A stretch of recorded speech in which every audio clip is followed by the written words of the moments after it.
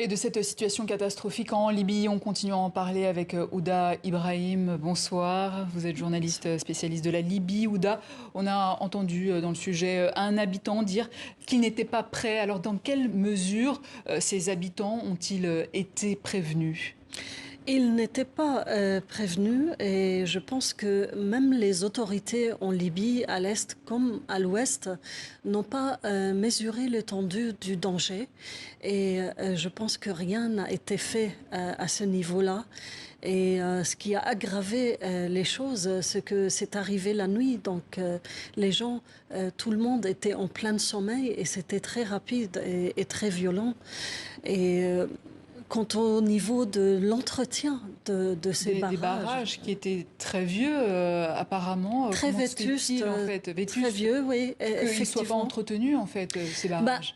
La Libye, rappelons-le, depuis 2011, vit dans une situation chaotique. Le pays est fortement divisé. Il y a deux autorités, deux exécutifs dans le pays qui partagent le pouvoir et personne pour prendre sur lui les responsabilités. Mais il faut rappeler aussi que le plus grand barrage n'a pas été entretenu depuis 2003, c'est-à-dire depuis Kadhafi. Donc les fautes s'accumulent et il y a vraiment une négligence à tous les niveaux devant cette catastrophe. Et au niveau de la gestion de la crise actuelle, est-ce que le fait qu'il y ait deux gouvernements rivaux a un impact sur la situation actuelle ?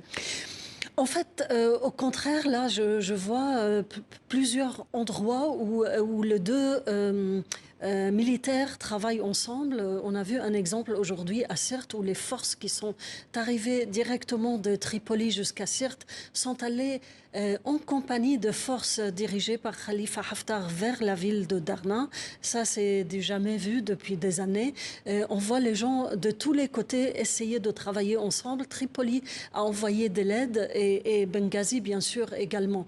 Devant cette catastrophe, tout le monde s'unit effectivement pour essayer de limiter les dégâts. Est-ce qu'il y a ce fait aussi qu'il n'y a jamais eu dans l'histoire autant de pluie en un laps de temps aussi court ? C'est du jamais vu dans la région et en Libye. C'est pour ça aussi que les autorités n'étaient pas prêtes à affronter ce genre de tempête. C'est du jamais vu, effectivement. Alors, dans le sujet, il y a le directeur d'un hôpital qui dit que le processus d'identification des corps est difficile. Est-ce que vous avez eu ce même genre de retour ?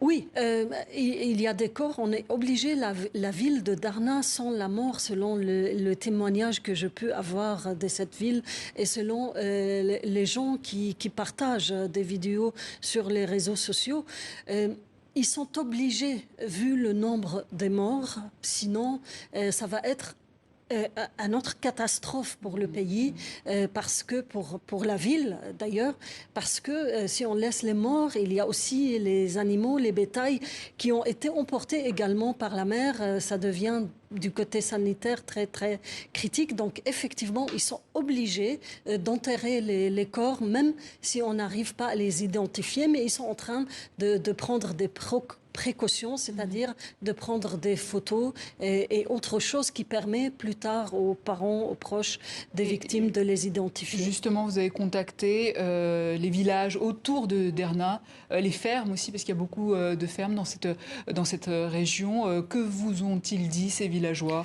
sur l'arrivée des secours, par exemple ? Pareil, ils sont en appel, ils sont en attente et ils demandent à tout le monde, en Libye, à l'étranger, d'intervenir. Ils attendent l'arrivée de secours.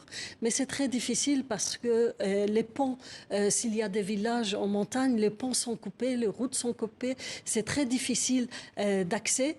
Et il y a aussi également pas mal de victimes, mais comme les communications, l'électricité, tout est coupé, on n'arrive pas à donner un nombre de ces victimes.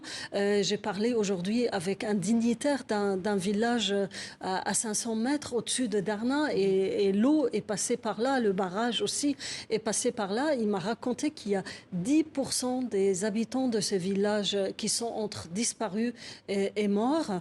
Il m'a raconté aussi, comme c'est une région rurale où plein de gens sont des bergers qui ont des chameaux et des moutons qui étaient partis avec ce mouton dans le dune de sable. Il y a 100 personnes, ils sont sans nouvelles de ces 100 personnes et ils n'arrivent pas à les atteindre. Ouda Ibrahim, merci. Je rappelle que vous êtes journaliste, spécialiste de la Libye.